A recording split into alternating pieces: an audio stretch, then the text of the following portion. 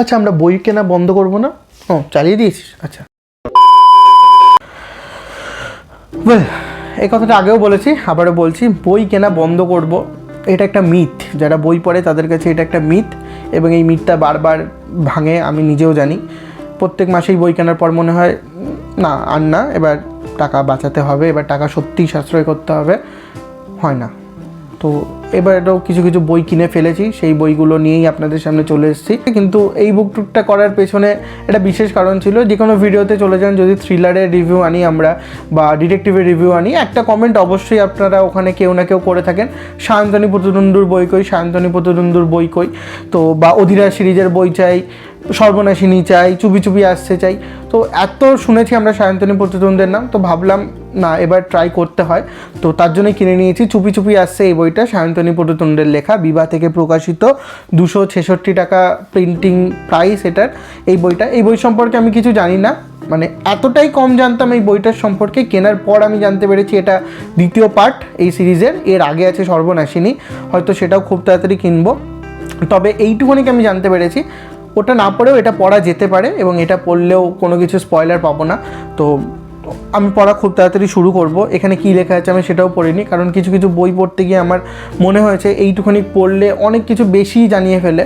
তো তার জন্য আমি এখন এই পেছনেরটা বা অনেক বইতে যেটা এইখানে লেখা থাকে সেই জিনিসগুলো পড়ি না। কারণ রক্ততৃষ্ণাতে আমার মনে হয়েছিল 140 পাতার মধ্যে ওখানে 43 পাতা অবধি দেওয়া ছিল, প্রায় 1/3 দেয়া। তো এইখানে আমি পয়েন্ট কোনো খুঁজে পাইনি যে কেন 1/3 ওই ভূমিকার মধ্যে ওইটুখানি জায়গায় লেখা থাকবে, তো আমি এটা পড়িনি। আরেকটা কথা, বিভার বই পেপার ব্যাকই হয়, পেপার ব্যাক ছাড়া আমি এখনও কিছু দেখিনি। পেপার ব্যাক পড়তে একটু প্রবলেম হয়, এবং এই আর কিছুই না, পেজ কোয়ালিটি ঠিকঠাক। এই বইটা কিনলাম আপনাদের অনেক অনুরোধে, বা বলতে পারেন আপনাদের প্রচুর এতবার বলেছেন যে সায়ন্তনী প্রতিদ্বন্দ্বীর বই চাই, পড়ে দেখুন, এটা তার জন্যই কিনলাম, আপনাদের জন্যই আমরা এখানে আছি। তো এইটুকুনি কি বলার আছে যে আপনারা হয়তো অনেকেই অনেক বইয়ের কথা বলেন, সব বই কেনা সম্ভব হয় না, কিন্তু যে বইগুলোর মাল্টিপল রিকোয়েস্ট হয় বা যেই বইগুলোর সম্পর্কে অনেকে একের বেশি অনেকে বারবার করে বলতে থাকেন, বারবার মানে একজনই, আমি যদি কমেন্টে বারবার বলি এই বইটা, তাহলে সেটা না, মানে আলাদা আলাদা ব্যক্তি যখন একই বইয়ের সম্পর্কে আমাদের বলেন, সেই বইটা অবশ্যই কেনার চেষ্টা করি আমরা। যেমন চুপি চুপি আসছে কিনেছি, এর আগে কাউরি বুড়ির মন্দির, ওটাও আপনাদের মানে আপনারা বলার পরেই ওটা আমরা কিনেছিলাম এবং তার রিভিউ করেছিলাম। এরপরে যে বইটা দেখাবো সেটাও বিভাগ থেকেই প্রকাশিত বই, 129 টাকা দাম, পর্দাপাড়ের গল্পওয়ালা এই বইটা, রাজদীপ ভট্টাচার্যের। এই বইটা সম্পর্কে বেশি কিছু বলবো না, এই ভিডিওটা করার আগে এটা রিভিউ করে ফেলেছি, খুব তাড়াতাড়ি আসবে চ্যানেলে এই রিভিউটা, তো সেখানেই বাকি আলোচনা ওখানেই করব।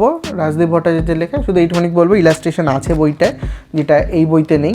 প্লাস রাজদীপ ভট্টাচার্যেরই লেখা আর একটা বই, আমাতেরাসুর মন্দিরে, এই বইটাও কিনেছি। তো এই বইটাতেও ইলাস্ট্রেশন আছে, এবং এই বইটাতে আছে টোটাল 6টা গল্প। সেই 6টা গল্পের নাম যদি বলি, Vinayak Bani, dream to drama, the blue flood, থেরিত্রান্থফি, আমাতেরাসুর মন্দিরে, ক্ষুদ্র যখন ক্ষুদ্র নয়, এই 6টা গল্প। তো এর মধ্যেও দিদি হয়তো পড়েছে 2খানা গল্প, এটা রিভিউ দিদি নিয়ে আসবে খুব তাড়াতাড়ি, তো তখনই বাকি আলোচনা দিদিই করবে। এই বইটা আমি একটা গল্পই পড়েছি, আমাতেরাসুর মন্দিরে একটা গল্প পড়েছি, বাকিগুলো আমিও পড়বো।